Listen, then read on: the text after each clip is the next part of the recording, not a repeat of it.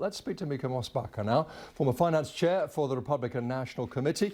Mica, I know you've held senior positions in the past 5 presidential campaigns. Fair to say you're a Trump supporter, I think. I'm sure it's fair to say you think the president was right to sack James Comey.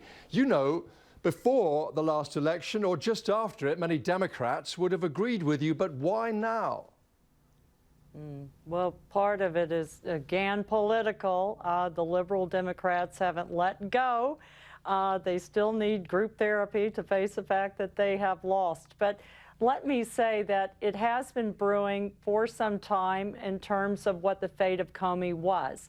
Partly because of last week's testimony in front of Congress and the fact that Comey made several misleading statements, leading to an unprecedented memo by FBI contradicting what Comey said. That was one thing that put a nail in the proverbial coffin. But other things also played into this. You know, Trump is a businessman and he's very methodical about his decisions. But if you look back at last July, when the investigation into the Hillary Clinton mishandling of classified information on a personal server all began, she was interviewed July 4th weekend on a Saturday, and 3 days later, or on Tuesday, Director Comey came out and said that she had been exonerated. This is absolutely unheard of for an FBI director to insert himself into an investigation in that fashion. And I spoke with a veteran FBI agent today who said that there were several things that happened during that time. First of all, it takes months to investigate this type of issue. Such as the one facing Hillary Clinton. In a way, we can leave what happened with Hillary Clinton on one side. That's clearly not why Mr. Comey was sacked, because Mr. Trump had heaped praise on Mr. Comey. His confidence, though, was eroding. All right, but even given that, you're clearly a smart operator. You know how that place works. What we have is the guy running an investigation removed from it by the people with the most to lose from that investigation. You must know how bad that looks. It screams cover-up, doesn't it?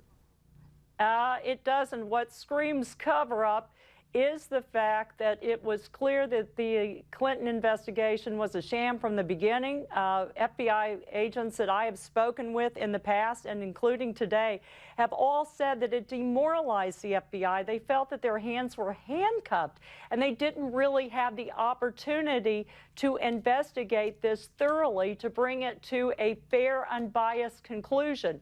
It became apparent to Trump that the FBI and DOJ were becoming politicized, and he could no longer trust those individuals.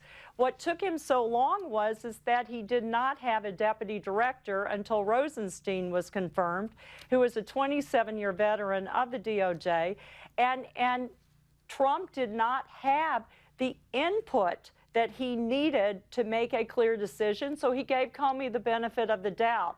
But quite simply, at that point, he recognized that he has an institution in the United States that was the most respected institution, the FBI, with a dedicated group of men and women who are now completely the laughingstock of the United States and are making a sham of our justice system. And that's what the president recognized. Very much obliged to you. Sounds like we'll be coming back to this one. Thank you very much indeed.